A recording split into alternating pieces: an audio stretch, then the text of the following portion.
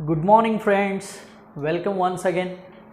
So आपण बघतो topic dual nature of radiation and matter. Okay, DNRM असं त्याला आपण नाव दिलेलं आहे. सो त्याच्यामधला आपण ऑलमोस्ट सगळा पार्ट कन्सिडर केलेला आहे. शेवटचा एक डॅव्हिसन अँड जर्मर एक्सपेरिमेंट होता, तो ॲक्च्युली रिडक्शन मधला पॉईंट आहे, त्यामुळे काही तो इन डिटेल घ्यायची गरज तितकीशी नाही आहे. आणि तसंही त्याच्यामध्ये मॅथमॅटिकल काही फारसं नाही आहे. It is just theoretical point, जसं आपण इलेक्ट्रोस्टॅटिकमध्ये पॉईंट बघितलेला होता. ओके, सेम तशा टाईपमध्येच तो पॉईंट आहे. ओके, सो तो पॉईंट जो आहे तो रिडक्शन आहे, सिलेबसमधला रिड्यूसर पॉईंट आहे, त्यामुळे काय त्याच्यावरती जास्त कॉन्सन्ट्रेट करायची गरज नाही. पण तो जर रिलेटेड असता तर डेफिनेटली मी घेतला असता, कारण तुम्ही आत्तापर्यंत जर लास्ट लेक्चर्स बघितले तर मी रिडक्शनचे पॉईंटसुद्धा जे इम्पॉर्टंट आहेत ते घेतलेले आहेत. लास्ट लेक्चरचं तुम्ही जर व्यवस्थित किंवा लास्ट टॉपिकचं जर कंपॅरिझन करून बघितलं तर. ओके, सो तो पॉईंट शेवटचा होता, त्यामुळे त्याच्यावरती फारसं डिस्कशन करायची गरज नाही. कुणाला जर त्याच्यामध्ये काय शंका असेल, कुणाला जर हवा असेल तर तसा मी शॉर्टमध्ये तसं तुम्हाला तो सांगेन नक्कीच. ओके, सो आपण काही मल्टिपल चॉईस क्वेश्चनसुद्धा डिस्कस केले. सो आजच्या लेक्चरला आपण टेक्स्टबुकमधले जे काही अनसॉल्व न्यूमेरिकल्स आहेत त्याच्यावरती कॉन्सन्ट्रेट करणार आहोत. ॲज वेल आज तुम्हाला या टॉपिकचे सगळे theoretical questions, not numerical, only theory question, जे की बोर्ड रिलेटेड इम्पॉर्टंट आहेत, 10 ते 12 क्वेश्चन्स असतील, ते क्वेश्चन्स आज तुम्हाला या लेक्चरच्या शेवटी मिळतील. ओके, या मागच्या थर्सडेला टेस्ट नव्हती तुम्हाला, त्यामुळं ते हे मी क्वेश्चन्स दिलेले नव्हते, पण आज तुम्हाला देईन जे तुम्हाला इन फ्युचर पुढच्या टेस्टसाठी कदाचित उपयोगी पडतील. सो या लेक्चरच्या शेवटी आपण बोर्डचे जे काही क्वेश्चन्स आहेत त्याच्यावरती डिस्कशन करणार आहोत. ते क्वेश्चन्स तुम्हाला मी तर देईन. ओके, पण त्याच्या आधी आपण काही न्यूमेरिकल जे आहे, जे की टेक्स्टबुकमधले आहेत, त्याच्यावरती कॉन्सन्ट्रेट करूया. वेट.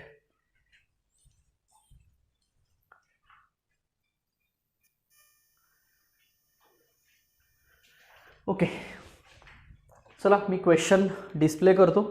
सो क्वेश्चन लिहून घ्या पहिल्यांदा पॉज करून, त्याच्यानंतर आन्सर. नेहमी सवय लावून घ्या, आधी क्वेश्चन आला की पॉज करून क्वेश्चन लिहून घ्यायचा आणि नंतर मग त्याच्याखाली डिटेलिंग आन्सर करायचं. आता मी कॅल्क्युलेशन करत नाही आहे, तुम्हाला माहिती आहे, पण मी तुम्हाला हिंट आणि त्याच्या ज्या काही व्हॅल्यूज आहेत त्या पुट करून देईन. फक्त कॅल्क्युलेशन जे आहे ते मात्र तुम्ही स्वतः करायचा प्रयत्न करा. मग ते मल्टिप्लिकेशन असेल, डिव्हिजन असेल, स्क्वेअर रूट असेल, स्क्वेअरिंग असेल, काही असेल ते तुम्ही स्वतः करायचा प्रयत्न करा. Okay, A photocell is used to automatically switch on the street lights in the evening when the sunlight is low in intensity. Thus, it has to work with visible light. So, the material of the cathode of the photocell is. आता actually हे फोटोसेन्सिटिव्ह material कुठलं वापरलं जातं street लाईनमधला हा question आहे, theoretical question आहे. So याच्यामध्ये जे पोटॅशियम मटेरियल आहे, so that potassium material is used for the photosensitive material for the street light. आता स्ट्रीट लाईट म्हणजे ज्या काही लाईट्स ह्याच्या आहेत, कुठल्या म्हणतो आपण, ज्या रस्त्यावरती लाईट्स लावलेले असतात त्याच्यामध्ये जो फोटोसेन्सिटिव्ह मटेरियल असतं ते कुठलं असेल या चौघांमध्ये, तर पोटॅशियम असेल. याचं सिम्पली कारण आपण असं म्हणूया की पोटॅशियम मटेरियलचं वर्क फंक्शन आहे ते कमी असेल. बघा, तो एक टेबल मी तुम्हाला करा म्हणून सांगितलं होतं, जो टेक्स्टबुकमध्ये ऑलरेडी आहे. तुम्ही जर तो टेबल बघितला तर त्याच्यामध्ये वर्क फंक्शन ज्याचं कमी आहे. आता वर्क फंक्शन कमी म्हणजे काय, अगदी कमी लाईट असेल तरीसुद्धा इलेक्ट्रॉनचं इमिशन होणार आहे. सो या चौघांमध्ये पोटॅशियमचं वर्क फंक्शन हे कमी असतं. हवं तर मी सांगेन तुम्हाला, 2.3 EV हे पोटॅशियमचं वर्क फंक्शन आहे. आणि जर बाकीचे मग आपण बघितलं तर त्यांचं वर्क फंक्शन हे वाढत जातं. इलेक्ट्रॉन व्होल्टमध्ये घेतो ना आपण वर्क फंक्शन. सो याचं मिनिमम असतं, म्हणून हे मटेरियल ॲज अ फोटोसेन्सिटिव्ह मटेरियल म्हणून यूज केलं जातं. नेक्स्ट, पॉलिक्रोमॅटिक. पॉलिक्रोमॅटिक तुम्हाला मोनोक्रोमॅटिकचा अर्थ माहिती आहे. मोनो म्हणजे single. Okay, mono means single and poly means many. Poly means many. So इथं पॉलिक्रोमॅटिक असं म्हणलेलं बघा. मोनोक्रोमॅटिक म्हटलं की ज्याला एकच वेवलेंथ असेल किंवा ज्याला एकच फ्रिक्वेन्सी असेल, पण पॉलिक्रोमॅटिक म्हटलं की ज्याला नंबर ऑफ वेवलेन्स म्हणूया किंवा नंबर ऑफ फ्रिक्वेन्सीज म्हणूया. ओके, सो पॉलिक्रोमॅटिक ब्रॅकेटमध्ये म्हटलंय सुद्धा की containing many different frequencies, radiation is used in experiment on photoelectric effect. So the stopping potential will depend upon.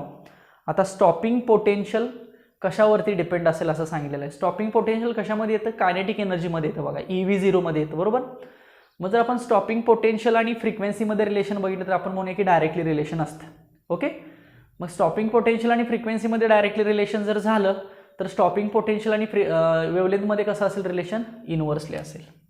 हा ग्राफ कदाचित आठवतोय का बघा, ही फ्रिक्वेन्सी होती, स्टॉपिंग पोटेन्शियल होतं, आपण हे 2 मीटरसाठी असं बघितलं होतं ना. मग फ्रिक्वेन्सी आणि हाच ग्राफ मग कशासाठी असू शकतो, 1 बघा इकडं V0 आहे ना y ॲक्सिसला, इकडं फ्रिक्वेन्सी आहे. मग फ्रिक्वेन्सीच्या ऐवजी आपण काय म्हणू शकतो x ॲक्सिसला 1/λ म्हणू शकतो. So graph is V0 versus 1/λ. Concept लक्षात राहते का बघा, कळते. V0 वर्सेस फ्रिक्वेन्सी आहे, पण V0 वर्सेस आपण 1/λ म्हणू शकतो. येस, कारण फ्रिक्वेन्सी म्हणजेच काय असतं, 1/λ असतं. So this is the graphical representation. So stopping potential आणि वेवलेंथमधलं रिलेशन हे इनव्हर्सली प्रोपोर्शनल आहे. मग आपण म्हणूया की ह्या 4 पैकी कुठली वेवलेंथ कन्सिडर करावी लागेल, तर फ्रिक्वेन्सी जेवढी जास्त असेल तेवढं चांगलं आहे आपल्यासाठी, फोटोइलेक्ट्रिक इमिशन लगेच होतं. मग जेवढी फ्रिक्वेन्सी जास्त तेवढी वेवलेंथ कमी पाहिजे. ओके, म्हणून याचा आन्सर आहे की will depend on the shortest wavelength. लक्षात येते, किंवा अगदी म्हणूया की हे आणि हे इनव्हर्सली प्रोपोर्शनल असल्यामुळे हे जास्त आहे तर हे कसं असेल, कमी असेल. So shortest wavelength. So option C बघा. So will depend on the shortest wavelength. Next तिसरा, an electron, proton and alpha particle and hydrogen atom are moving with the same kinetic energy. The associated de Broglie wavelength will be longest for electron. आता हे लक्षात ठेवा तुम्ही की same kinetic energy जर असेल तर इलेक्ट्रॉनची वेवलेंथ काय असते, सगळ्यात जास्त असते. मग ती प्रोटॉनपेक्षा म्हणा किंवा अल्फा पार्टिकलपेक्षा म्हणा. ह्याचं कारण काय, ह्याच्यावरती एक न्यूमेरिकल आपण डिस्कस करणार, तेव्हा तुम्हाला इथे डिटेल कळेल. फक्त आता लक्षात ठेवा की कायनेटिक एनर्जी किंवा इवन अगदी विलॉसिटी जर सेम असेल तर इलेक्ट्रॉनची वेवलेंथ ही कशी असते, जास्त असते. ते का जास्त असते पुढच्या एका न्यूमेरिकलमध्ये कळेल. सो ए ऑप्शन असेल याच्यासाठी, इलेक्ट्रॉन. लक्षात ठेवा हे व्यवस्थित, इलेक्ट्रॉनची वेवलेंथ कशी असेल, जास्त असेल. कधी कायनेटिक एनर्जी सेम असेल तर. चौथा पॉईंट काय आहे, if n red and n blue are the number of photons emitted by the respective sources of equal power and equal dimension in unit time, then साहजिकच n म्हणजे number of photons. So number of photons कसे असतील, equal असतील. So n red is equal to n blue. So B option. इथं काय frequency किंवा वेवलेंथची condition नाही आहे, फक्त नंबर ऑफ फोटॉन्सची आहे. सो इक्वल पॉवर आणि इक्वल डायमेन्शनमध्ये जर असेल त्यांचं इमिशन तर दोघांचाही नंबर ऑफ फोटॉन कसा असेल, सेम असेल. So n red is equal to n blue. So option B is correct. Next, the equation E is equal to PC. Equation E is equal to PC is depends on. आता हे equation photon साठी सांगितलं जातं ना, photon. Okay, पण जेव्हा C ला V replace केला जातो तेव्हा ते इलेक्ट्रॉन साठी सांगितलं जातं. पण सध्या तरी आपण E is equal to PC म्हणूया. Okay, so E is equal to PC कसं आलं बघा, E is equal to PC. E म्हणजेच h nu is equal to PC म्हणजेच h nu upon C is equal to P म्हणजेच h C is equal to frequency into lambda. Okay, so frequency upon C is equal to 1/λ. So हे relation आठवतं de Broglie hypothesis. फक्त त्याच्यामध्ये पुन्हा मग C च्या ऐवजी V घेतलं की मग ते इलेक्ट्रॉनसाठी वगैरे आपण लिहिलेलं होतं. पण बेसिक रिलेशन हे फक्त कुणासाठी म्हणायचं, photons. Okay, so it is valid for photon but not for an electron असं म्हणू शकता. बरोबर, बाकीचे ऑप्शन सुद्धा चेक करा. So it is valid for photon असं म्हटलं तरी चालेल. सगळ्यांना दिसतंय का बघा बोर्डवरचं, लाईट गेलेली आहे.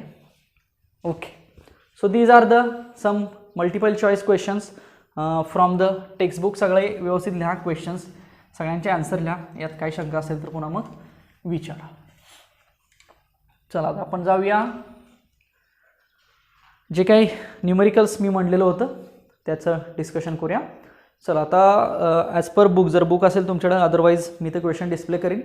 सो 7 नंबरचा क्वेश्चनपासून आपण पुढे जाऊया, कारण पहिले 6 क्वेश्चन ते आहेत ते थेरॉटिकल आहेत. सो 7 नंबरचा क्वेश्चन बघा, what will be the energy of each photon in monochromatic light of frequency. Frequency दिलेली आहे, फ्रिक्वेन्सी न्यू म्हणतो ना आपण, 5 × 10⁻14. This is the frequency and unit is hertz. आणि तुम्हाला what will be the energy of each photon विचारलेला आहे. Simple आहे ना, हा 2 मार्क्सचा क्वेश्चन आहे. Energy, so energy is equal to H into nu. आता एच प्लँक कॉन्स्टंट 6.63 किंवा 6.64 इंटू 10⁻⁻34 जूल सेकंड. काही कॉन्स्टंट तुम्हाला पाठच करावे लागतील. म्हणजे फॉर एक्झाम्पल एच एक लक्षात ठेवावं लागेल. आता इथं ठीक आहे, आधी हे सॉल्व करूया. So E is equal to H is what 6.63 into 10⁻⁻34 into frequency is what 5 into 10⁻14. So when you will get solve you will get the answer in joule. बरोबर ना, हे जूलमध्ये मिळेल ना, का तर हे सगळं आपले SI युनिट्स आहेत. सो जूलमध्ये जे आन्सर मिळेल ते आहे 3.31 इंटू 10⁻⁻19. ओके. आणि जूलचं मी तुम्हाला EV कन्वर्जन करायचं असं म्हटलं होतं. सो काय करायचं बघा. So 3.31 into 10⁻⁻19 upon 1.6 into 10⁻⁻19 divide करायचं. म्हणजे हे कन्वर्जन कशात होईल तुम्हाला EV मध्ये होईल. सो आपल्याला जूलमध्ये काढलं ठीक आहे, पण जर EV मध्ये काढा असं जर क्वेश्चन असेल तर ते EV काढावं लागतं तुम्हाला. सो इट इज 2.07 EV ना. हे रिलेशन मी ऑलरेडी तुम्हाला सांगितलं होतं EVचं आणि जूलचं. EVचं जूल करायचं असेल तर मल्टिप्लाय करायचं आणि जूलचं EV करायचं असेल तर डिवाइड करायचं. कुणी तर E न. E म्हणजे किती असतं 1.6 इंटू 10⁻⁻19. चार्ज असतो ना इलेक्ट्रॉनवरचा किंवा प्रोटॉनवरचा, त्या चार्जनं काय करायचं असतं मल्टिप्लाय करायचं असतं. So E is equal to EV is equal to joule. बघा हे तर कॅन्सल होईल ना, फक्त मग हे ह्यांना मल्टिप्लाय करायला. सो 16 2 32 वगैरे. सो 2 येईल ना. पॉईंट जर ॲडजस्ट करून केलं तर तुम्हाला हे आन्सर मिळू शकेल. सो हा असा क्वेश्चन असतो, तो 2 मार्कला क्वेश्चन असतो. ओके. नेक्स्ट चल लिहून घ्यायचं आन्सर. सोडवा फक्त, ते मल्टिप्लिकेशन तुम्ही करायचं आहे, ते मी केलेलं नाही. मी डायरेक्ट मी तुम्हाला फॉर्म्युला देणार, फॉर्म्युल्यामध्ये व्हॅल्यूज पुट करणार आणि शेवटी त्याचं आन्सर देणार. Next 8 number. Observations from an experiment on photoelectric effect for the stopping potential by varying the incident frequency were plotted. Stopping potential and frequency. या ग्राफ बघितला आपण हा, like this. Okay. The slope of the linear curve was found to be approximate 4.1 into 10⁻⁻15. Slope दिलेला आहे, slope या ग्राफचा 4.1 into 10⁻⁻15 volt second inverse म्हणूया. हे frequency आहे ना. So 1 time so second inverse म्हणूया. सो स्लोप दिलेला आहे. Given that the charge of an electron, E charge दिलेला आहे बघा 1.6 इंटू 10⁻⁻19 कुलोम. बघा find the value of the Planck's constant H. H find करायचं. H आता H हा कॉन्स्टंट थोडा थोडा बदलत असतो प्रत्येक कंडिशन वाईज. सो इथं जो H आहे तो आपल्याला फाइंड करायचा आहे. मग आता हा H फाइंड करण्यासाठी काय करायला लागेल बघा. एक इक्वेशन दिलेलं आहे, सॉरी एक ग्राफ दिलेला आहे. ह्या ग्राफचा काय दिला आहे आपल्याला, स्लोप दिलेला आहे असं आपण म्हणूया. ओके. मग ही स्लोपचीच फक्त व्हॅल्यू आपल्याला दिलेली आहे. मग आपलं जे बेसिक रिलेशन आहे ते बेसिक रिलेशन आपण काय करूया इथं घेऊन बघूया. ओके. आता मला सांगा या ग्राफमध्ये मेन ॲक्सिस हा y आहे ना. सो ह्या स्लोपसाठी हे इक्वेशन कसं असतं, समजा असा जर ग्राफ असेल तर मॅथमॅटिक्समध्ये कधी तुम्ही हे शिकलाय बघा, y is equal to mx plus C. बघा y is equal to mx plus C असं कधी शिकलाय का बघा. y म्हणजे काय y ॲक्सिस, m म्हणजे काय स्लोप, x म्हणजे काय x ॲक्सिस आणि प्लस सी म्हणजे काय constant. This C is not for velocity of light, C is for constant. Mathematical ह्या ग्राफचं आपण हे रिलेशन लिहिलेलं आहे. आता आपल्याला माहिती आहे बघा आलेली एनर्जी आहे ती φ0 होते प्लस कायनेटिक एनर्जी होते. बरोबर. आलेली जी एनर्जी आहे ती φ0 होते प्लस कायनेटिक एनर्जी होते. आलेली एनर्जी किती असते H इंटू न्यू असते. ही φ0 असते आणि ही किती घेऊ शकतो आपण EV0 घेऊ शकतो. सिंपल. म्हणजे बघा हे इक्वेशन कुठून येत आहे तर आपलं जे मेन आइन्स्टाईन रिलेशन आहे तेच इक्वेशन मी इथं लिहितो. हे गिवन लिहिलंय मी फक्त. त्यांनी सांगितलं स्लोप, मग ग्राफ काढला. सो ग्राफवरून हे equation y is equal to mx plus C असते हे आपण लिहिलं. इकडे कोण आहे V0 म्हणजे ह्यात कोण आहे y आहे ना. म्हणजे आपल्याला हे equation Y is equal to आणायचं आहे म्हणजे V0 इक्वल टू आणलं पाहिजे. लक्षात येते का बघा. म्हणून मी काय लिहिलं, बेसिक आइन्स्टाईन इक्वेशन लिहिलं, फोटो इलेक्ट्रिक इक्वेशनचं याच्यावरून हे कन्वर्ट केलं. हे सगळ्यांना माहिती आहे. आता आपल्याला पाहिजे कोण, हा पाहिजे. का पाहिजे, कारण हा वाय आहे ना, Y is equal to mx plus सारखं हे इक्वेशन तयार करायचं आपल्याला, म्हणून हा पाहिजे आपल्याला. म्हणून काय करायचं, ही टर्म एका साईडला ठेवायची. Therefore E into V0 is equal to h nu minus phi0 आणि therefore V0 is equal to ह्या ईनं मल्टिप्लाय करा इकडं. So h upon E new minus phi0 upon E. हेच इक्वेशन असली तुम्ही याला ब्रॅकेट करतो, याला ब्रॅकेट करतो. का तर ही टर्म कशी आहे बघा, कॉन्स्टंट. ही टर्म कशी आहे बघा, कॉन्स्टंट म्हणूया आपण, चालेल. सो याला आपण काय म्हणूया, वाय म्हणूया. बघा V0 म्हणजेच वाय आहे ना, सो V0 म्हणजेच वाय केलं. mx, सो ह्या ब्रॅकेटला आपण m म्हणूया. x म्हणजे x axis, so x axis कोण आहे, फ्रिक्वेन्सी. आली का फ्रिक्वेन्सी इथं. आणि मायनस किंवा plus minus phi0 upon E लिहा. So minus phi0 upon E म्हणजे कोण झाला, C झाला. चेक करा, सॉरी हे इक्वेशन चेक करा. सो हा h अपॉन E म्हणजे कोण झाला, स्लोप झाला. दिस m is nothing but slope. y is V0. X axis वरती कोण आहे, फ्रिक्वेन्सी आहे का, आहे. आणि प्लस ही तर प्लस असणार आणि मायनस C म्हणजे कोण झाला, मायनस phi0 अपॉन E झाला. मग आपल्याला पाहिजे कोण, h काढायचं. h मग h अपॉन E ला आपण काय म्हटलं, स्लोप म्हटलं. So therefore slope m is equal to h upon E मिळाला formula. Therefore h is equal to काय मिळणार, m इंटू E मिळणार. बघा फॉर्म्युला कसा तयार झाला. फॉर्म्युला तयार झाला तो दिलेलं इक्वेशन आधी आपण घेतलं, ओके. त्या इक्वेशनला कम्पेअर केलं आइन्स्टाईनच्या इक्वेशन बरोबर, लक्षात आलं. आणि त्याच्यावरून आपण एक फॉर्म्युला तयार केला. तो फॉर्म्युला काय मिळाला, h is equal to m into E मिळालं. सो m किती आता, m म्हणजे what, m is nothing but the slope. Slope दिला एवढा 4.1 इंटू 10⁻15 आणि E किती दिलाय 1.6 into. So you can have the value. हे सॉल्व करू शकता का. सो सॉल्व केलं की तुम्हाला h मिळेल 6.56 मिळेल. बघा थोडासा फरक पडतो, -34 जूल सेकंद. जूल सेकंद वगैरे का आलं हे आपण बघितलं आधी ना. Yes, so 6.56 into 10⁻−34 is the answer, okay, which is the answer of Planck's constant असं आपण म्हणूया. बघा समजलं का सगळ्यांना, प्लँक कॉन्स्टंट कसा काढला आपण. पहिल्यांदा दिलेले कंडिशन, दिलेल्या कंडिशनवरून आपण काय केलं, आपला ग्राफ ड्रॉ केला. त्याच्यामध्ये दिलेली कंडिशन अशी आहे म्हणून आपण इक्वेशन काय लिहिलं, y is equal to mx plus c. आता आपल्या आइन्स्टाईन रिलेशनकडे आलो. सो आइन्स्टाईन रिलेशन आता याच्यासारखं तयार करायचं म्हणून काय केलं, V0 बाजूला काढला. का तर y आहे ना V0 म्हणजे, ओके. मग ह्यातनं कम्पेअर करून m is equal to h upon E काढलं आणि h is equal to m into E लिहिलं. So this is the answer. लिहून घ्या व्यवस्थित.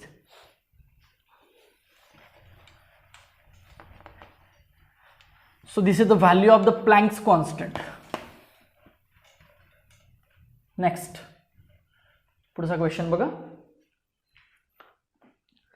The threshold wavelength of tungsten is 2.76 into 10⁻⁵. Question first. Explain why no photoelectrons are emitted when the wavelength is more than 2.76 into 10⁻⁵ centimeter.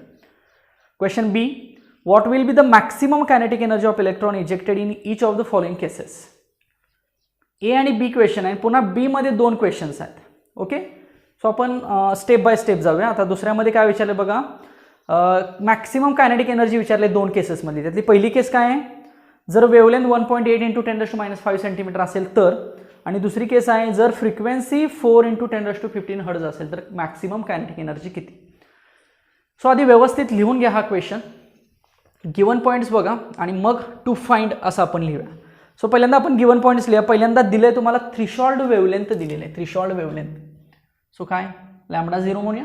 So λ0 किती दिलेला आहे 2.76 into 10⁻⁵, 2.76 into 10⁻⁵ centimetre म्हणलेलं आहे. याला metre करूया 10⁻⁷ मीटर. सेंटीबद्दल मी 10⁻² लिहिलं. सो 10⁻², 10⁻5, 10⁻7 मीटर झालं. आता क्वेश्चन फर्स्ट एक आहे बघा, why no photo electrons are emitted when the wavelength is more than. Question A म्हणूया आपण, why no photo electric emission, emission का होत नाही. Why no photo electric emission, कधी, जेव्हा वेवलेंथ ग्रेटर आहे कोणापेक्षा, for wavelength greater than λ0. So याचा आन्सर आपण आता थेरॉटिकल सांगतो मी तुम्हाला. आपल्याला माहिती आहे की इमिशन कधी होतं. इमिशन कधी होतं, समजा एखादं फोटोसेन्सिटिव्ह मटेरियल आहे, त्याची थ्रेशोल्ड फ्रिक्वेन्सी 100 हर्ट्ज आहे. मी नीट काय म्हणतो, नीट आहे का. एक फोटोसेन्सिटिव्ह मटेरियल आहे, त्याची थ्रेशोल्ड फ्रिक्वेन्सी 100 हर्ट्ज आहे. मी वरून लाईट टाकली, 10 टाकली, 20 टाकली, 40, जोपर्यंत 100 हर्ट्जच्या पुढे जात नाही लाईट, तोपर्यंत याच्यामध्ये इलेक्ट्रॉन्स बाहेर येत नाहीत. सो आपल्याला फ्रिक्वेन्सीची कंडिशन माहिती आहे की येणारी फ्रिक्वेन्सी कुणापेक्षा जास्त पाहिजे. ओके, ॲक्च्युअल म्हणजे ॲक्च्युअली काय आहे, येणारी फ्रिक्वेन्सी, ही फ्रिक्वेन्सी म्हणजे कुठली, incident frequency. So incident frequency कुणापेक्षा जास्त पाहिजे, थ्रेशोल्ड फ्रिक्वेन्सीपेक्षा जास्त पाहिजे. दिस रिलेशन, बरोबर ना. मग जर हे असं असेल तर लॅम्बडासाठी कसं लिहायचं, रिव्हर्स लिहायचं याच्या. म्हणजे याचा अर्थ काय, इन्सिडंट वेवलेंथ ही कशी पाहिजे ॲक्च्युली, इन्सिडंट वेवलेंथ ही ॲक्च्युली लेस दॅन, लहान पाहिजे कुणापेक्षा, थ्रेशोल्डपेक्षा, थ्रेशोल्ड वेवलेंथपेक्षा. काय म्हटलं मी, समजलं बघा. हे असं असेल तर हे असं पाहिजे, पण दिलंय कसं बघा, उलटं दिलंय ना. इथं सांगितलंय की इन्सिडंट फ्रिक्वेन्सी, बघा पहिलंच वाक्य असं आहे की what will explain why no photo electrons are emitted when the wavelength is more than. या थ्रेशोल्डपेक्षा वेवलेंथ जर मोठी असेल तर का इमिशन होत नाही, तर साहजिकच की हा फॉर्म्युला रिव्हर्स दिलेला आहे म्हणून. ॲक्च्युअली कसं पाहिजे, इथं तुम्ही स्टेटमेंट लिहू शकता, if incident frequency is incident wavelength is less than the threshold wavelength, then and then only photoelectric emission take place. Okay, but here the incident frequency is greater than the threshold frequency, thus it is not emitted. लक्षात आला अर्थ, हे महत्त्वाचं समजून घ्या, याच्यावरून हे लिहायचं आहे. मग दिलंय रिव्हर्स म्हणून आपण हे म्हणू शकत नाही की इथे इमिशन होईल. सो या कंडिशनला इमिशन होणार नाही, तर कुठल्या कंडिशनला इमिशन होईल, या कंडिशनला. लक्षात येते, फ्रिक्वेन्सीचं सगळ्यांना समजलं का बघा. फ्रिक्वेन्सीच्या रिव्हर्स करायचं वेवलेंथ, म्हणजे आपण म्हणतोय की ह्या मटेरियलच्या थ्रेशोल्डपेक्षा जास्त फ्रिक्वेन्सी टाका तरच इलेक्ट्रॉन्स बाहेर येतील. वेवलेंथच्या बाबतीत सांगायचं की याची जी काही थ्रेशोल्ड वेवलेंथ असेल त्याच्यापेक्षा कमी टाका तर इलेक्ट्रॉन्स बाहेर येतील. फ्रिक्वेन्सीच्या अपोजिट वेवलेंथ असते ना म्हणून. सो ह्याचा ऑप्शन काय असेल, हे ऑप्शन असेल, किंवा सॉरी आन्सर हे असेल. हे पहिल्यांदा लिहा.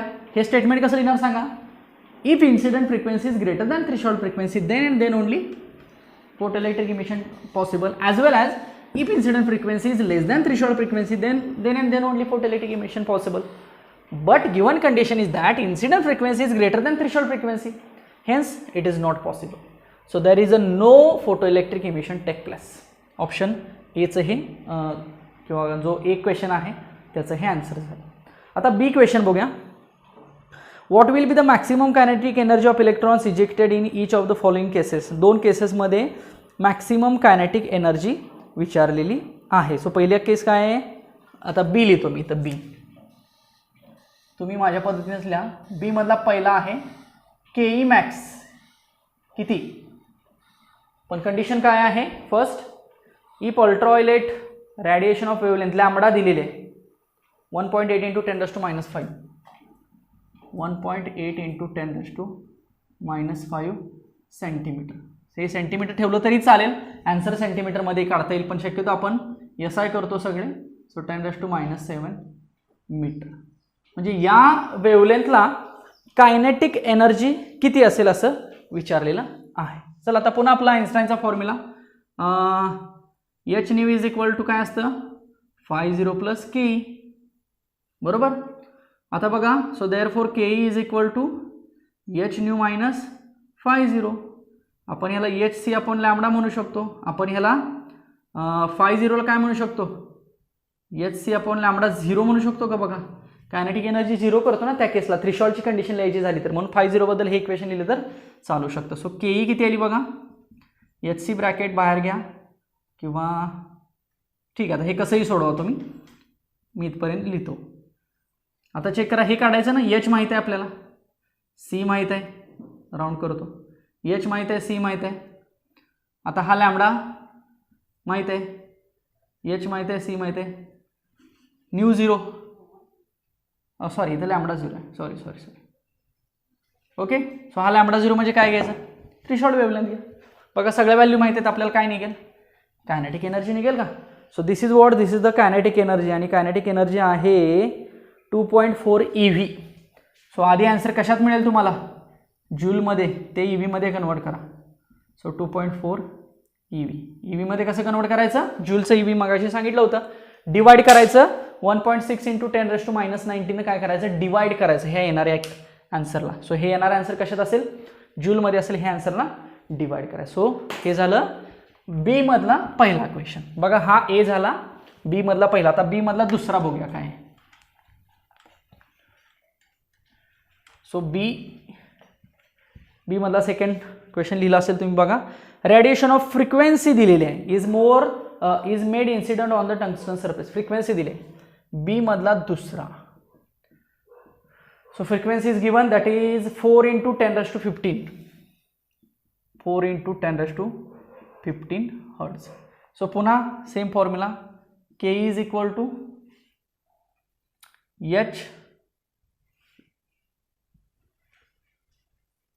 एच न्यू मायनस φ0 म्हणूया, एच न्यू तोच फॉर्म्युला घ्यायचा आहे, असं घेऊया. सो याच्यात बघा एच माहीत आहे, हा फ्रिक्वेन्सी माहीत आहे, एच माहीत आहे, सी माहीत आहे, लॅम्बडा 0 माहीत आहे. So this is the maximum kinetic energy 12.07 EV. इथं सुद्धा पहिल्यांदा जूलमध्ये काढा, फ्रिक्वेन्सी आहे तशीच ठेवा, कन्वर्ट करी गरज नाही, hertz is the unit. So we have our answer, that is 12.07 EV. So write down this answer. दोन्ही आन्सर्स लिहून घ्या. बघा ए मधला नक्की काय क्वेश्चन होता आणि ए मध्ये आपण त्याच्यावरती कसं डिस्कशन केलं, जे की फ्रिक्वेन्सी आणि वेव्हलेंथशी रिलेटेड होतं. पुन्हा बी मध्ये काय सांगितलं की बी मध्ये कायनेटिक एनर्जी काढायची आहे, 2 केसेस दिल्या तुम्हाला आणि 2 केसेसची कायनेटिक एनर्जी काढा असं सांगितलं. आणि 2 केसेसची कायनेटिक एनर्जी म्हणजे काय, पहिली केस की जेव्हा जर एवढी वेव्हलेंथ त्याच्यावरती इन्सिडेंट केली तर, मग त्याचं थ्रेशोल्डचं कंपॅरिझन केलं. कंपॅरिझन म्हणजे इथं लिहिल्या व्हॅल्यू. हा फॉर्म्युला सिंपल बघा, सगळीकडे हाच फॉर्म्युला येतोय ना, डी ब्रॉगली आणि हे 2 फॉर्म्युले महत्त्वाचे आहेत बेसिक, आणि त्याच्या रिलेटेड मग सगळ्या स्टडी केसेस किंवा सगळे फॉर्म्युले रिअरेंजमेंटसाठी आपल्याला उपयोगाला पडतील. त्याच्यानंतर आपण काय केलं, बी केस घेतली. बी केसमध्ये पुन्हा काय दिलेलं आहे, मगाशी जशी वेव्हलेंथ दिली होती आता तशी फ्रिक्वेन्सी दिली. सो ती फ्रिक्वेन्सी मग इथं पुट करून आपण काय करतोय, कायनेटिक एनर्जी फाइंड आउट करतो. So these are the maximum values of the, ह्याला केई मॅक्स म्हटलं तरी चालेल. बघा केई मॅक्स क्वेश्चनमध्ये मॅक्सिमम कायनेटिक एनर्जी असं म्हणलंय ना. So we can have the notations KE max, इथं लिहिलंयच मी. समजलं का बघा दोन्ही answer. So these are the again related to the Einstein equation. Okay लिहून घ्या हे. ओके सो नेक्स्ट क्वेश्चन बघूया आपण. So look at the question. Photo current recorded in the microammeter in an experimental setup of the photoelectric effect vanishes when the retarding potential is more than 0.8 volt if the wavelength of the incident radiation is 4950 Angstrom unit. First condition. If the source of incident radiation is changed, then the stopping potential turns out to be 1.2 volt. Find the work function of the cathode material and the wavelength of the second source. पहिल्या सोर्सची पहिली condition, दुसऱ्या सोर्सची दुसरी condition, 2 conditions दिलेल्या आहेत. आता बघा पहिल्या कंडिशनचं स्टॉपिंग पोटेन्शियल आणि फ्रिक्वेन्सी दिलेली आहे. सो आपण लिहूया V01 लिहूया. स्टॉपिंग पोटेन्शियल V0 लिहितो ना आपण 0.8 आणि लॅम्बडा 1 म्हणूया. 4950 एमस्ट्रॉंग युनिट लिहूया. चालेल. दुसऱ्या केसचं स्टॉपिंग पोटेन्शियल 1.2 व्होल्ट दिलेलं आहे, 1.2 व्होल्ट. आणि दुसऱ्या केसची वेवलेंथ विचारलेली आहे ॲज वेल ॲज त्या मटेरियलचं. मटेरियल तर एकच असणार आहे ना, दोन सोर्स जरी बदलले तर फोटोसेन्सिटिव्ह मटेरियल आहे ते कसं असणार आहे, एकच असणार आहे. त्याचं वर्क फंक्शन विचारलेलं आहे. ओके. आता फॉर्म्युला कुठला वापरायचा, आधी बेसिक फॉर्म्युला लिहूया. बघा सुरुवात, E is equal to φ0 plus KE. सगळ्यांनी हे लक्षात ठेवा, E म्हणजे hν is equal to φ0 plus KE. बघा मी चेंजेस काय करतोय, सो hν च्या ऐवजी आपण hc अपॉन लॅम्बडा टाकूया, is equal to φ0 plus EV0 टाकूया. चालेल का बघा. So hc upon lambda is equal to φ0 plus EV0 म्हटलं तर चालेल. आता चेक करूया, h माहिती आहे, c माहिती आहे, लॅम्बडा माहिती आहे, पहिली केसचा घेऊ शकतो आपण, φ0 E0 V0 माहिती आहे. ओके. सो हे मेन आपलं कुठलं इक्वेशन झालं, आइन्स्टाईन इक्वेशन. चालेल, चेंजेस केले मी फक्त. आता हे जे इक्वेशन आहे ते मी पहिल्या कंडिशनसाठी लिहितो. सो hc अपॉन लॅम्बडा 1 बघा φ0 प्लस E इंटू V01. जे कॉन्स्टंट आहे ते कॉन्स्टंटच ठेवायचं, जी पहिली केस आणि दुसरी केस आहे ते फक्त 1 टू करायचं. लॅम्बडा 1 पहिल्या केसचा वेगळा आहे, लॅम्बडा φ0 सेम आहे, V01 पहिल्या केसचं वेगळं आहे. सो मला सांगा ह्या फॉर्म्युल्यावरनं φ0 किती मिळेल. So φ0 is equal to hc upon lambda 1 minus E into V01 म्हणूया आपण. चेक करा आता, h माहिती आहे का, माहिती आहे, हे सगळ्यांना माहिती आहे. c किती घेतो आपण, 3 इंटू 10⁸ घ्यायचा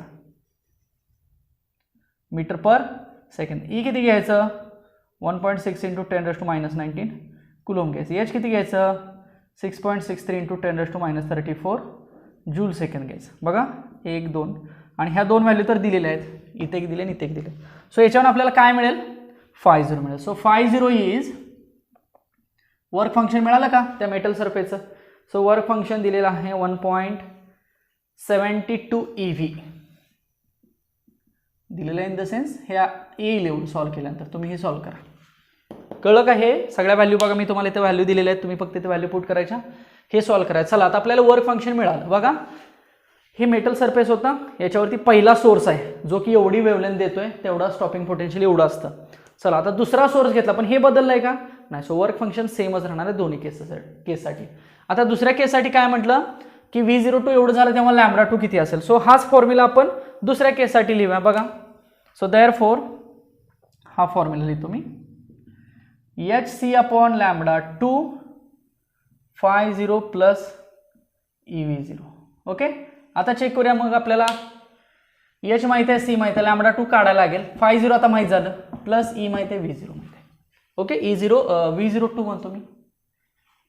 सो या फॉर्म्युल्यावरनं तुम्हाला काय करायला लागेल, यातला जो λ2 म्हटलं ना आपण, तो λ2 बाजूला काढायला हवं. तर मी हे इक्वेशन तुम्हाला सॉल्व्ह करून दाखवतो. काय करायचं बघा, हा λ2 पाहिजे ना आपल्याला, तर hc upon φ0 plus EV02 is equal to λ2. This is the formula.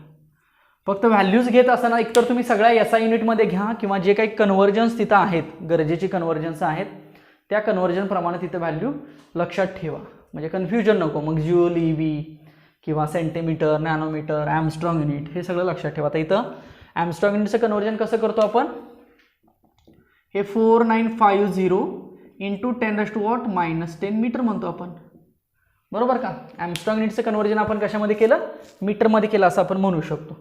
इथं कन्व्हर्जन करायची काही गरज नाही, हे सगळ्या SIच्या व्हॅल्यूज आहेत. त्यामुळे व्हॅल्यूज घेताना सगळ्या SI मध्ये व्यवस्थित घ्या. इथं बघा ही ॲक्च्युली येताना व्हॅल्यू जूलमध्ये येईल ना. सो जूलचं कन्व्हर्जन कशात करायचं, EV मध्ये करायचं. जूलचं कन्व्हर्जन EV मध्ये करताना त्याला चार्जनं 1.6 इंटू 10⁻⁻19 डिवाइड करायचं. सो डिवाइड केलं की तुम्हाला 1.72 EV इतका आन्सर मिळेल. आणि हेच आन्सर तुम्ही इथं ठेवा. मग हे ठेवताना जूलमधले ठेवा किंवा EV मधले ठेवा, पण शक्यतो जूलमधलेच ठेवा, का तर आपण हे सगळे SI युनिटमध्ये सॉल्व्ह करतो म्हणून. म्हणजे येणारा आन्सर तुम्हाला मीटरमध्ये येईल, मग ते मीटरचा आन्सर तुम्ही ॲमस्ट्रॉंग युनिटला. ओके. सो मी ॲमस्ट्रॉंग युनिटचं सांगतो आन्सर 4270 ॲमस्ट्रॉंग युनिट.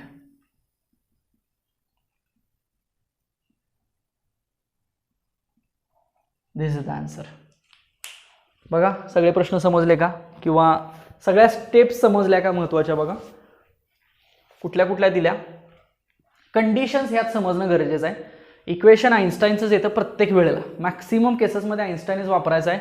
ह्याच्या पुढे फार फार तर डी ब्रॉग्लीचे इक्वेशन्स येतात, पण महत्त्वाची कंडिशन जर तुम्हाला समजली, photosensitive material, incident frequency, incident wavelength, work function काय असतं, स्टॉपिंग पोटेन्शियल काय असतं, हे समजलं तर मग पुढच्या गोष्टी सोप्या पडतील सोडवायला. चला लिहून घ्या हे answer. So this is about the work function of the metal surface and the wavelength. Second source जो यूज केला होता त्याची वेवलेंथ आपण फाइंड केली. सो 2 कंडिशनमध्ये हे एक्झाम्पल आपण सोडवलं. चला नेक्स्ट बघूया. 11 नंबर बघा बुक प्रमाणे. Radiation of wavelength 4500 angstrom unit is incident on a metal having work function 2 eV. चला ही वेवलेंथ टाकली, ह्याचं वर्क फंक्शन दिलेलं आहे. Due to the presence of magnetic field the most energetic photoelectrons emitted in a direction perpendicular to the field move along a circular path of radius 2 cm. Wavelength टाकली, electrons बाहेर आले आणि ते electron circular पाथमध्ये move झाले, ज्याची की radius किती आहे 20 सेंटीमीटर आहे. So what is the value of the magnetic field B. B ची व्हॅल्यू विचारलेली आहे. आता तसं बघितलं तर आपल्या इथं बीचा आणि याचा काही संबंध होता का, नाही. मग आपण कन्सिडर करूया ही केस. इलेक्ट्रॉन्स असे रिव्हॉल्व होतात. आपण कशात बघितलं होतं, सायक्लोट्रॉनमध्ये बघितलं होतं बघा. तिथं पॉझिटिव्ह चार्ज रिव्हॉल्व होता असं आपण बघितलं होतं. त्याच्या जागेला आपण इलेक्ट्रॉन घेऊया, चालेल. सो फोटो इलेक्ट्रिक इफेक्ट काय करतोय, लाईट टाकतो आणि इलेक्ट्रॉन्स बाहेर आणायचं काम करतो. झालं इथपर्यंत संपला फोटो इलेक्ट्रिक. पण याच्या पुढे इलेक्ट्रॉन्स रिव्हॉल्व झाला की ती कंडिशन कुठली झाली, सायक्लोट्रॉन झाली म्हणूया. सो सायक्लोट्रॉनच्या पद्धतीनं जर आपल्याला बी साठी फॉर्म्युला काढायचा तर आपण एक फॉर्म्युला लिहू शकतो. आधी मी फॉर्म्युला सांगतो. R is equal to mv अपॉन क्यू बी एक फॉर्म्युला आहे बघा सायक्लोट्रॉनसाठी, आहे का. सो याच्यावर B is equal to mv अपॉन क्यू आर लिहा. म्हणजे हा फॉर्म्युला आपण सायक्लोट्रॉनमध्ये बघितलेला आहे. सो हा फॉर्म्युला इथं आपल्याला यूज करावा लागेल. त्यासाठी आपल्याला चेक करावं लागेल mv क्यू आर. आता आर दिलेला आहे बघा, रेडियस दिलेला आहे 20 सेंटीमीटर, चालेल. पण मास किंवा व्हेलॉसिटी दिलेला नाहीये. सो मास आणि व्हेलॉसिटी बद्दल आपल्याला काय करावं लागेल, हा फॉर्म्युला थोडासा बदलावा लागेल. बघूया आता. So P is equal to given points लिहूया आता. लॅम्बडा लिहूया 4π00 angstrom unit. So convert it into metre. Work function दिलेलं आहे 50 2 eV, convert it into joule. आणि रेडियस दिलेला आहे 20 centimetre. So convert it into metre. Okay, हे मीटरमध्ये करा, हे जूलमध्ये करा, हे मीटरमध्ये करा. आता हा तर फॉर्म्युला आहे. आता क्यू म्हणजे चार्ज घेऊया ना आपण, 1.6 × 10⁻⁻19 घेऊया. ओके, आर तर दिलेला आहे, म्हणजे ह्या 2 गोष्टी दिल्यात, विषय संपला. आता राहिलं काय, मास इंटू व्हेलॉसिटी. व्हेलॉसिटी मात्र दिलेली नाही आहे, चालेल. सो मास इंटू व्हेलॉसिटी, व्हेलॉसिटीसाठी आपण काय करू शकतो बघा.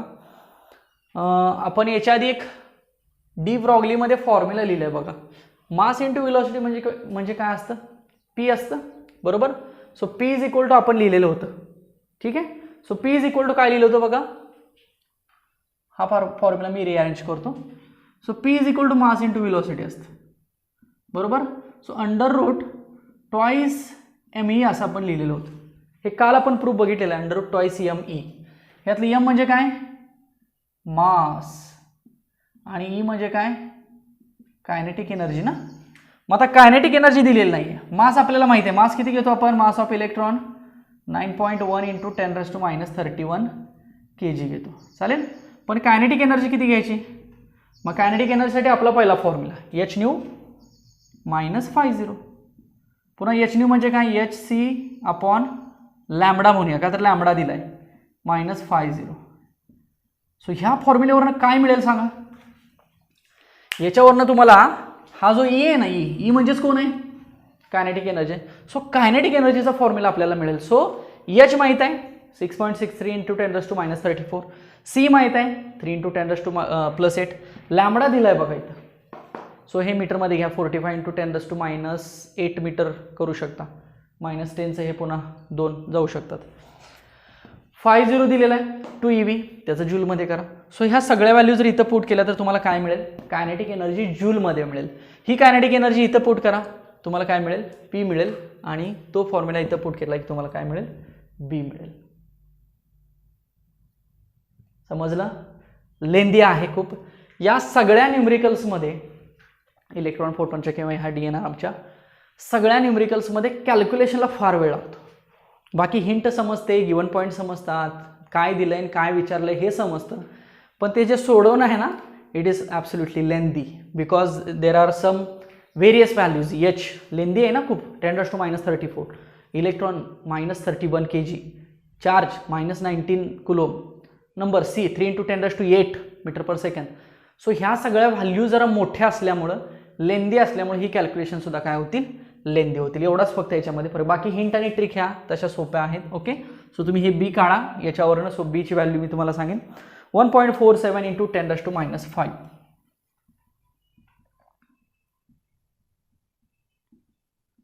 टेस्ला और weber per metre square. This is the value of B.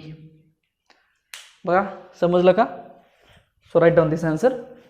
थोडंसं लेंदी आहे, 3 ते 4 मार्कचा हा डिफिकल्टी लेवलचा क्वेश्चन आहे असं म्हटलं तरी सुद्धा चालेल. चल नेक्स्ट बघूया. हे लिहून घ्या.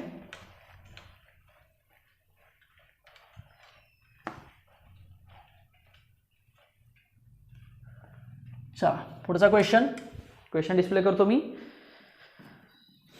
Given the following data for incident wavelength and the stopping potential obtained from an experiment of photoelectric effect, estimate the value of Planck's constant first and the work function of the cathode material. And तीसरा है what is the threshold frequency and corresponding wavelength, what is most likely metal used for emitter. Okay, एक tabular form दिलेला, आपण तो table आधी घेऊया. टेबलमध्ये म्हटलेला आहे की पहिला पॉइंट आहे तो इन्सिडंट वेवलेंथ. इन्सिडंट वेवलेंथ जी की आर्मस्ट्रॉंग युनिटमध्ये दिलेली आहे. आणि हा पॉइंट आहे की स्टॉपिंग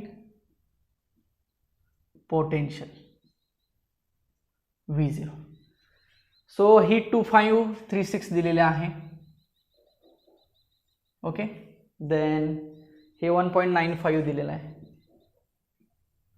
आणि ही वेवलेंथ दुसरी दिलेली आहे ती 3650 आणि ही दिलेली आहे 0.5. Okay, so these are the given values.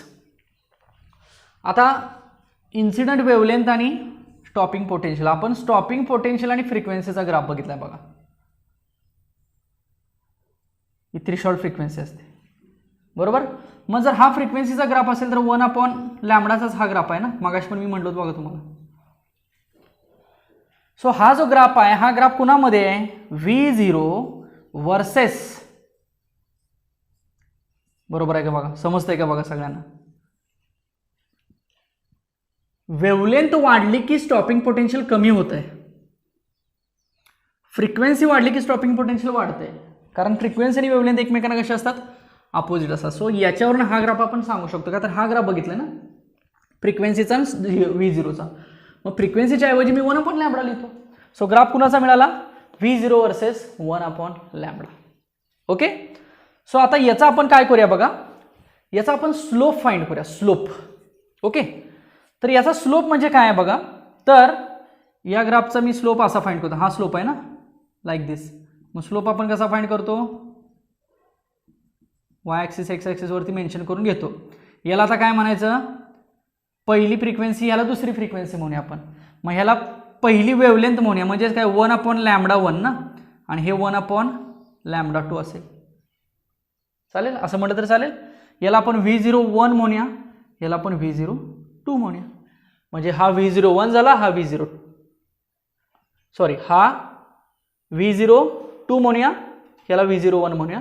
हे लहान आहे ते ह्याला λ1 म्हणूया, ह्याला आपण λ2 म्हणूया.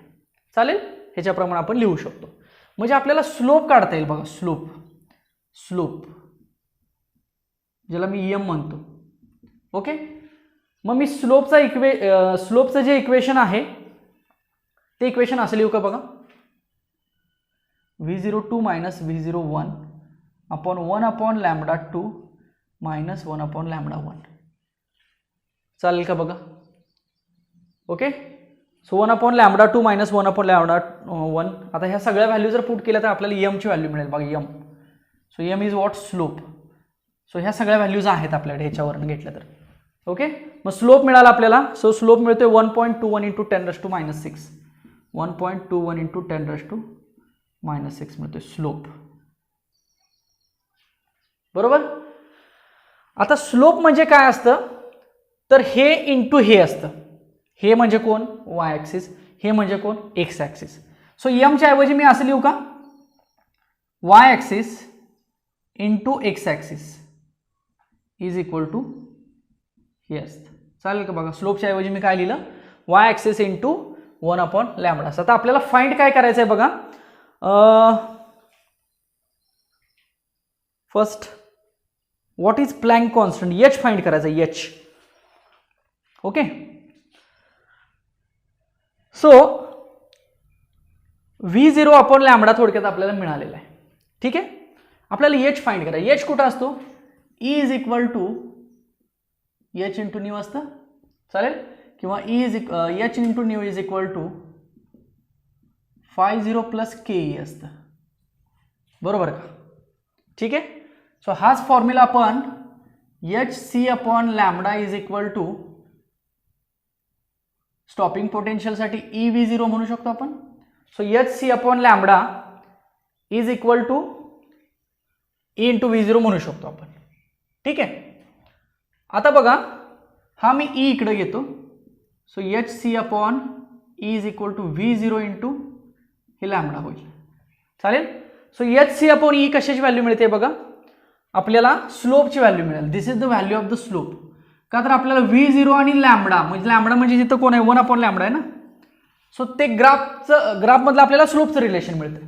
ओके, सो आपण HC अपॉन E ला काय म्हणू शकतो तर 1.21 इंटू 10⁻⁻⁶. बघा व्यवस्थित समजतंय का. आता आपल्याला कोण काढायचं, एच काढायचं आहे. मग बघा सी माहीत आहे, ई माहीत आहे. सो एच निघेल, हे माहीत झालं. सो हे ॲडजस्ट करू शकतो आपण आणि एच काढू शकतो. सो एच मिळेल 6.42 मिळेल बघा, 6.42 into 10⁻⁻34 joule second. So this is our first answer from graph and from slope, that is H. Okay, so 6.42 into 10⁻⁻34 is the first answer. आता वर्क फंक्शन विचारलेलं आहे, वर्क फंक्शन. सो वर्क फंक्शनसाठी पुन्हा आपला आइन्स्टाईनचाच formula use करायचा. हे रब करतो मी आता थोडंसं. ओके, सो वर्क फंक्शनसाठी काय करूया, हे आता दोन कंडिशन्स आहे. सो एक कंडिशन कुठली तर घेऊया आपण. तर तो फॉर्म्युला बघा कुठला आहे, H nu is equal to नेहमीचाच φ0 प्लस म्हणजेच HC upon lambda is equal to φ0 plus K म्हणूया, आणि के म्हणजेच काय E इंटू V0 म्हणूया. चालेल. सो हा पहिल्या केससाठी लिहूया फॉर्म्युला असा.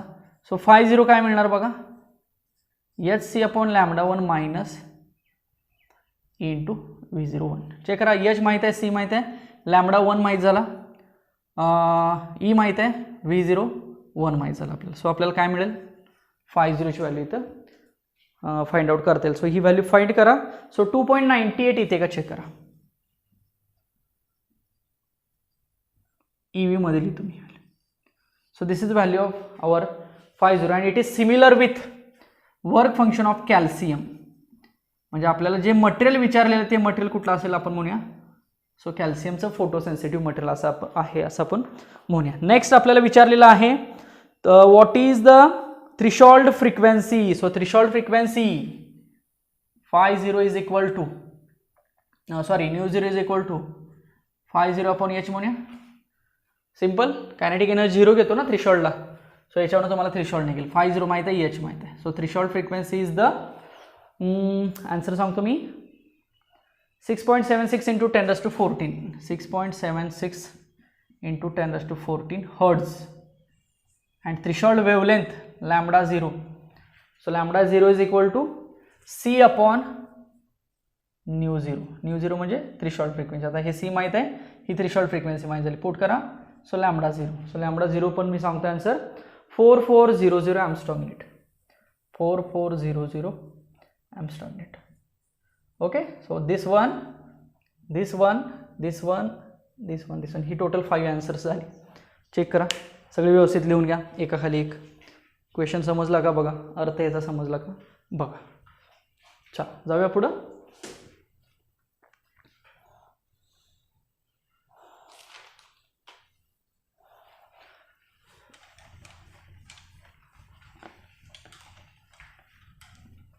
यातले 1-2 क्वेश्चन्स ॲज होमवर्कसाठी मी ठेवतोय पाठीमागं. तुम्हाला सगळे 1-2च ठेवतो, 2 किंवा 3 फार तर. चला नेक्स्ट 13 नंबरचा घेऊया. Calculate the wavelength associated with an electron, it's a momentum and speed when accelerated through a potential difference of 54 when it is moving with a kinetic energy of 150 eV. हा ॲक्च्युली सोपा आहे, हा as a homework consider करा. Next 14 नंबरचा घेऊया. 14 number का घेऊया बघा. MCQ मध्ये आपण एक क्वेश्चन बघितला होता, तो याच्याशी रिलेटेड. मी तुम्हाला तिथं म्हटलं होतं की लक्षात ठेवा, कायनेटिक एनर्जी जर सेम असेल तर इलेक्ट्रॉनची वेवलेंथ जास्त असते. सो त्याच्या रिलेटेड हा क्वेश्चन घेऊया आपण. 14 number. The de Broglie wavelength associated with an electron and a proton are same. दिलेली कंडिशन आहे ही, इथं सेमची दिलेली आहे. Okay. What will associated with an electron and proton are same. What will be the ratio of their momenta and their kinetic energy. Momenta म्हणजेच momentum. So P upon PP question mark. आणि दुसरं काय आहे, kinetic energy. So KE upon KEP म्हणूया आपण ratio. Okay. So मोमेंटमचा ratio विचारलेला आहे आणि एनर्जीचा रेशो विचारलेला आहे. सो मोमेंटमचा रेशो पहिल्यांदा फाइंड करूया आपण. मोमेंटमसाठी formula lambda is equal to H upon P. पण आता दोन्हीच्या वेवलेंथ सेम आहेत. So lambda is equal to lambda P. So हाच फॉर्म्युला मग H upon PP. So P is equal to what? PP. So P upon PP is ratio 1:1. Okay, या फॉर्म्युल्यावर. Next P किती असतं. P is equal to under root twice ME. E म्हणजे kinetic energy ना. मग आपण याला लिहूया, जर P आणि PP सेम असेल तर रूटमध्ये twice ME is equal to रूटमध्ये twice MEP. Okay. So square करूया दोन्ही साईडचा. सो E अपॉन EP किती येईल बघा. हे 2M कॅन्सल होईल. सो इट इज अगेन नाही, मास वेगळा आहे ना इथं. मास ऑफ इलेक्ट्रॉन म्हणूया, मास ऑफ प्रोटॉन म्हणूया. Sorry. So E upon EP किती येईल तर mass of proton upon mass of electron. चालेल का. आता मास ऑफ प्रोटॉन इथे देतो मी तुम्हाला 1836 मास ऑफ इलेक्ट्रॉन असतं. हे 1836 कुठनं आलं माहिती आहे, कदाचित झालं असेल तुम्हाला हे, बरोबर. कारण प्रोटॉनचं मास किती घेतो आपण. मास ऑफ प्रोटॉन 1.6 × 10⁻27 kg घेतो ना.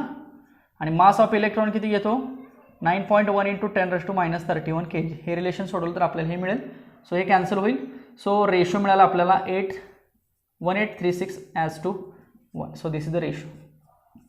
चला सेम अजून एक याच्या रिलेटेड बघूया, मग ते एक्झॅक्टली आपल्या MCQ रिलेटेड जाईल. यात काय आता वेवलेंथ सेम दिले असं म्हटलं, पण अजून आपल्या ते MCQचा रेफरन्स होता तो ह्यात येत नाही, पण याच्या रिलेटेड पुढच्या क्वेश्चनमध्ये येईल. चला हे लिहून घ्या.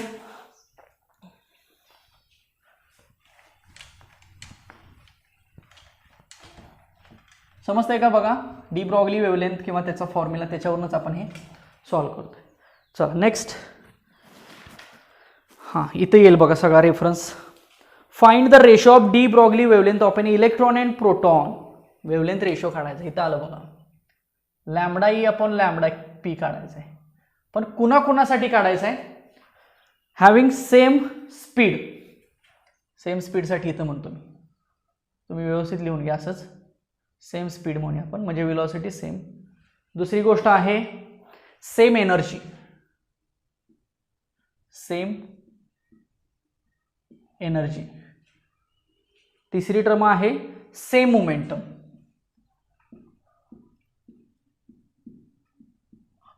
Same momentum.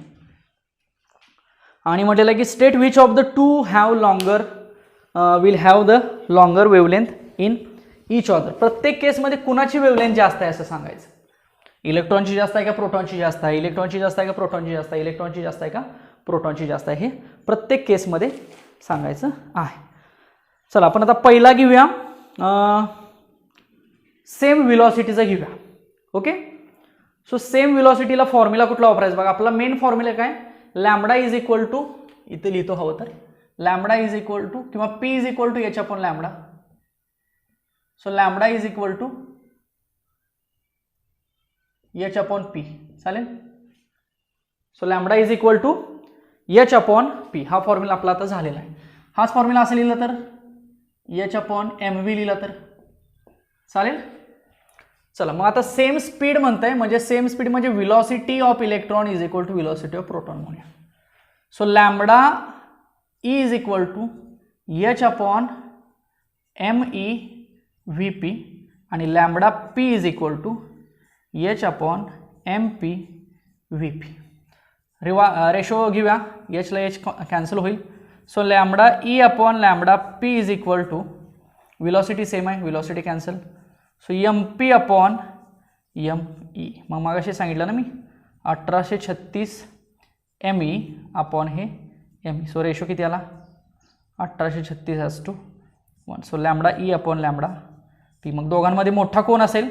So in this case lambda E is greater, हे सांगायचं आहे महत्त्वाचं, greater than lambda P. So पहिल्या केसमध्ये काय सांगायचं की इलेक्ट्रॉनची जी वेवलेंथ दिसते ती वेवलेंथ कशी असेल जास्त, कधी, जेव्हा व्हेलॉसिटी सेम असेल तेव्हा. आता नेक्स्ट एनर्जी सेम असेल तेव्हा काय होईल असं आपण बघूया. ओके, सो पुन्हा हाच formula, lambda is equal to H upon P, lambda is equal to H upon P. पण पी म्हणजेच एम व्ही, एम व्हीच्या ऐवजी आपण ट्वाईस एम ई लिहूया. ई म्हणजे कायनेटिक एनर्जी. ओके, सो आता कायनेटिक एनर्जी सेम आहे असं आपण म्हणूया. ठीक आहे.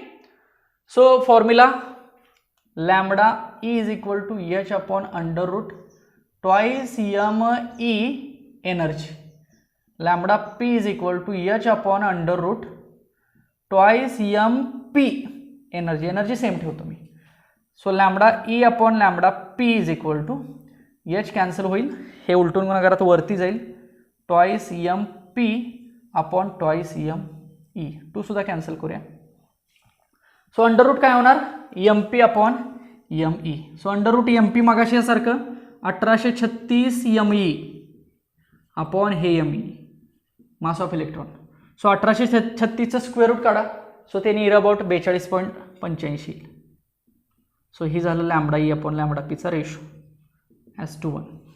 ह्यात पण सांगा, ह्यात पण कोण, lambda E is greater than lambda P. म्हणलं होतं का मगाशी. कायनेटिक एनर्जी जरी सेम असली तरी इलेक्ट्रॉनची वेवलेंथ ही कशी असते, जास्त असते. सो हे मगाचं MCQ आलं होतं ना, तर त्या MCQशी रिलेटेड हा क्वेश्चन आहे. So lambda E is greater than lambda P. समजलं. नेक्स्ट तिसरा पॉईंट काय आहे, सेम मोमेंटम. सेम मोमेंटम, चला पुन्हा फॉर्म्युला लिहा. मग हा lambda is equal to H upon P. Same momentum म्हणजे lambda E upon H upon P होणार हा, आणि लॅम्बडा पी किती होणार, एच अपॉन पीच होणार. बघा एच दोन्ही केसमध्ये सेम ठेवला, आता मोमेंटम दोन्ही केसमध्ये सेम ठेवायचं. मग सेम अपॉन सेम म्हणजेच काय होणार, रेशो 1:1 येणार. म्हणजे याच्यासाठी मात्र तुम्ही म्हणू शकता की इलेक्ट्रॉनची वेवलेंथ ही प्रोटॉनच्या वेवलेंथ एवढी असते. बघा इथं सुद्धा इलेक्ट्रॉनची वेवलेंथ जास्त कुणापेक्षा, प्रोटॉनपेक्षा. दुसऱ्यामध्ये सुद्धा इलेक्ट्रॉनची वेवलेंथ जास्त कुणापेक्षा, प्रोटॉनपेक्षा. आणि तिसऱ्यामध्ये सुद्धा इलेक्ट्रॉनची वेवलेंथ जास्त कुणापेक्षा, प्रोटॉनपेक्षा. Simple. So you can write the answer. लक्षात आलं का बघा, समजलं. चला रब करतो हे मी. ठीक आहे, तर बाकीचे सोपे आहेत सगळे क्वेश्चन जे आहेत ते मग ॲज अ होमवर्क ट्राय करा. नाही सुटला तर मला तो क्वेश्चन मेसेज करा व्हॉट्सअपला, त्याचा फोटो काढून. मी त्याचा आन्सर माझ्याकडे वहीमध्ये आहे, मी त्याचा आन्सर तुम्हाला फोटो पाठवीन त्याचा. So this is about the some numerical discussion of the dual nature of radiation and matter. I hope की तुम्हाला हे किंवा हा सगळा टॉपिक समजला असेल. आता या टॉपिकमधले काही थेरॉटिकल बोर्ड क्वेश्चन्स आहेत, ते बोर्ड क्वेश्चन्स तुम्हाला मी समोर डिस्प्ले करतो, तुम्ही ते लिहून घ्या. Okay, look at the question. Question first. Define the following terms: photoelectric effect and threshold frequency. Short question. Again, what is work function? Again short question. Then draw a neat schematic diagram of experimental setup of photoelectric effect. हा long question असेल. What are the factors affecting the threshold frequency? Short question आहे. What observations are recorded by experiment of photoelectric effect for threshold frequency? It is also short. ते graphical representation होतं का, त्याच्या related हे questions आहेत. Describe how photocurrent varies with the intensity of incident radiation. हे सुद्धा graph आहे हा. What happens to the photocurrent when potential is varied keeping the frequency constant? हा सुद्धा ग्राफ आहे, graphical representation. Define stopping potential. एका वाक्यामध्ये सांगायचं.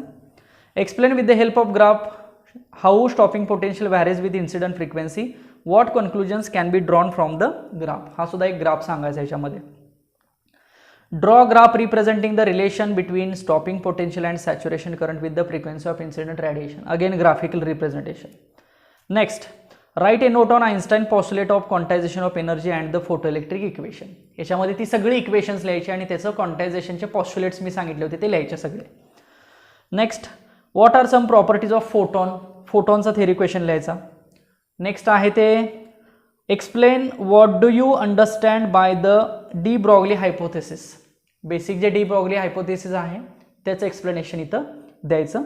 Next, obtain the formula for de Broglie wavelength of an electron accelerated through potential difference of V volt. De ब्रॉगलीचे सगळे फॉर्म्युले लिहायचे आणि शेवटी आपण जो लिहिला होता बघा, lambda is equal to 12.28 upon under root V angstrom in it, तो कसा आला ते सगळं एक्सप्लेन करायचं याच्यामध्ये. Okay, so these are some 10 to 12 theory questions related to the board exam.